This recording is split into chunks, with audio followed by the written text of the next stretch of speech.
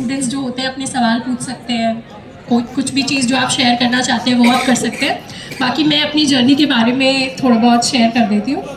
मेरा नाम श्रद्धा खापरा है, जिन स्टूडेंट्स को नहीं पता।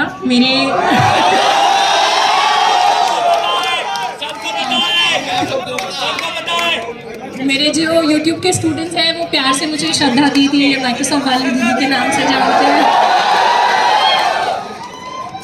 तो मेरी जो शुरुआत हुई थी वो भी बहुत छोटी सी हुई थी, हरियाणा के एक गांव में। वहाँ पर इंजीनियर नाम की कोई इतनी ज़्यादा चीज़ होती नहीं थी। यूजुअली ऐसा होता है गांव में आप जो चीज़ें देखते हो आप फिर वैसे ही सपने बना लेते हैं। तो जैसे यूजुअली हम देखते थे कि लड़कियां जो होती थी हमारे गांव में मोस्टली टीचिंग कर लेती थी, बीए करके बीएड करके फिर टीचिंग, एंड लड़के जो होते थे वो गवर्नमेंट एग्ज़ाम की प्रिपरेशन कर लेते थे। तो मेरे घर में भी मेरे पापा इसी तरीके से गवर्नमेंट डिपार्टमेंट में ही थे, तो यही ड्रीम्स होते थे उस टाइम पर। मतलब फिर मैंने जब जैसे ही 10th 11th आती है तो हमारे यहाँ कोचिंग का भी किसी को पता नहीं होता था। आई एक्सपेक्ट कि हम NIT अगरतला में खड़े हैं तो काफ़ी सारे स्टूडेंट्स होंगे जो शायद कोचिंग करके आए हैं, किसी ने JEE की कोचिंग करी होगी। मैं नीट की कोचिंग वाले तो एक्सपेक्ट नहीं कर रही यहाँ पे, बाकी वो भी कुछ लोग होते हैं कॉलेजेस के अंदर। मेरा भी थोड़ा बहुत वैसा ही केस था। मैंने ली थी PCMB, जो होता है कि बेसिकली अपने पैर पे खुद ही कुल्हाड़ी मारते जाओ। तो फिर मैंने कोचिंग स्टार्ट की मेडिकल की, बट धीरे धीरे पता चला मेडिकल तो मेडिकल जैसा ही होता है। उसके बाद मैंने वो छोड़ के फिर JEE में शिफ्ट किया, and then I aspired to become an engineer. Coaching का 1 साल हो गया था, हमें ये नहीं पता था IIT क्या होता है। फिर 12th में जाके वी गॉट टू नो अच्छा अच्छी रैंक आती है JEE में तो you get selected in to IITs, but unfortunately वो तो हो नहीं पाया। एंड हर जो स्टूडेंट होता है जो थोड़ा सा IIT का ड्रीम लेकर चलता है और फिर नहीं हो पाता, तो वैसा सा ही सैड सा फेज होता है। मेरा कॉलेज ऐसा था जिसमें हर दूसरा बंदा कहता था कि यार मेरा IIT इतनी रैंक से रह गया, मेरा IIT इतने नंबरों से रह गया।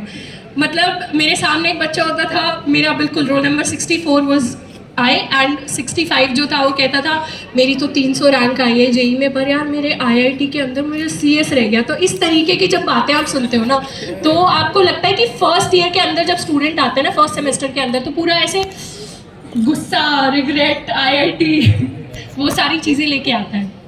यहाँ पे वैसे फर्स्ट ईयर स्टूडेंट्स कौन कौन है? अच्छा सेकेंड ईयर स्टूडेंट्स कौन कौन है? और थर्ड ईयर स्टूडेंट्स कौन कौन है? And fourth year? जोश में से फर्स्ट सेकेंड ईयर में ज़्यादा लगा मुझे। ठीक है, तो आई होप कि आप में से भी काफ़ी स्टूडेंट्स का मतलब सेम सा रिलेटेबल सा जर्नी रहा होगा कि कैसे हम लोग JEE की तैयारी करते थे, and then we did not go to IIT but we landed at NITs और अदर कॉलेजेस। बट लाइफ में एक चीज़ मतलब हमेशा याद रखनी चाहिए कि अगर कुछ नहीं मिलता ना तो रिग्रेट नहीं रखना है। अगर हमने अपनी तरफ से अपना हार्डवर्क पूरी चीज़ जी जान लगा के डाली है तो उसके बाद रिग्रेट करने का कोई फ़ायदा नहीं है कि अब मैं बैठकर थोड़ा सा सैड हूँ। एक्चुअली मैं ये चीज़ करती थी। मेरा जब JEE का रिज़ल्ट आया था मैं बैठी, मैं काफ़ी देर रोई, फिर पेरेंट्स भी आए तो मुझे बहुत दुख हुआ था कि IIT नहीं हो पाया। बट उसके बाद कॉलेज में जाके आप रियलाइज़ करते हो कि अपॉर्चुनिटीज़ इतनी सारी हैं। जो IIT में बैठा है वो भी मेहनत कर रहा है, उसको भी सीखना पड़ेगा सारी चीज़ें सेम लेवल पे, और आपको भी सीखनी पड़ेगी। हो सकता है उसको 2-4 अपॉर्चुनिटीज़ एक्स्ट्रा मिल जाए, पर मेहनत उसको भी करनी पड़ेगी। तो लाइफ के अंदर रिग्रेट नहीं रखना है कि कोई चीज़ थी जिसके लिए मैंने प्रिपेयर किया पर वो छूट गई, वो मैं अचीव नहीं कर पाया। क्योंकि जितना आपके पास जितने रिसोर्सेज होते हैं, जितनी चीज़ें हमारे पास होती हैं, उसी से हमें बेस्ट निकालना होता है, एंड दैट इज़ लाइफ। आप जो मतलब सक्सेस स्टोरी सुनेंगे उसमें पता चलेगा कि लोगों के पास कितना कम था एंड उससे भी उन्होंने बेस्ट निकाल दिया। तो life is basically about 2 things, that is hard work and consistency. आपके पास लिमिटेड रिसोर्सेज हो,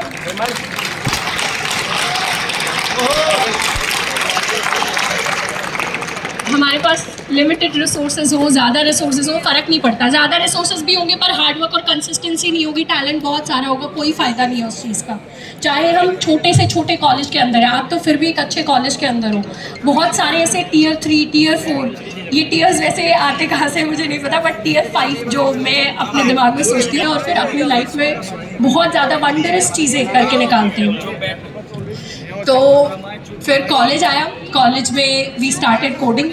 अब कॉलेज में जाते ही और कुछ तो पता नहीं होता, आपको एक दो रूममेट मिल जाते हैं, वो कहते हैं कि पिछले साल का पता पैकेज इतना लगा था, फिर आप भी बना लेते हो करोड़ों के सपने कि मैं भी गूगल जाऊंगा इंटरनेशनल ऑफर के साथ। तो हमारे कॉलेज में NSIT में एक्चुअली हमारे से 2 साल सीनियर्स ऐसे हुए थे कि 15 बच्चों का सिलेक्शन हुआ था गूगल इंटरनेशनल के अंदर। तो वो एक वो एक मार्क का सेट हो रखा था कॉलेज में कि ओ यहाँ पे तो ऐसी प्लेसमेंट होती है, जबकि वहाँ पे ऐसी प्लेसमेंट होती नहीं थी। वो बहुत ही लकी बैच था। पर आप एक्सपेक्टेशन वैसी सेट कर लेते हो, फिर आप घिसने लग जाते हो, पढ़ने लग जाते हो, सारी चीज़ें करने लग जाते हो एंड जगह जगह अप्लाई करते हो। अब कुछ ऐसे लोग होते हैं जिसको उसमें इंटरेस्ट आता है, कुछ ऐसे लोग होते हैं जिसको उसमें इंटरेस्ट नहीं आता, तो फिर वो अपनी पैरेलल चीज़ें जो एक्सप्लोर करना स्टार्ट करते हैं। तो मैंने भी यही किया था। बट मेरा जो इंटरेस्ट था मुझे कोडिंग के अंदर मिला, so that is why I got into Microsoft with my internship, then another internship,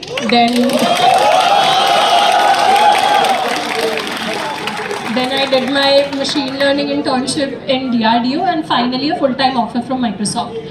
While I was working there as a software engineer, I decided to quit. Why did I decide to quit? क्योंकि एक साल पहले अपने 4th year के अंदर से ही we started अपना college and we saw कि कितने सारे स्टूडेंट्स तक हम पहुंच पा रहे हैं, कितने सारे स्टूडेंट बेनिफिट कर पा रहे हैं उस लेक्चर्स के थ्रू, उन कोर्सेज के थ्रू जो हम फ्री में डाल रहे थे वहाँ पे। And it is very hard to manage a full-time job and a full-time teaching.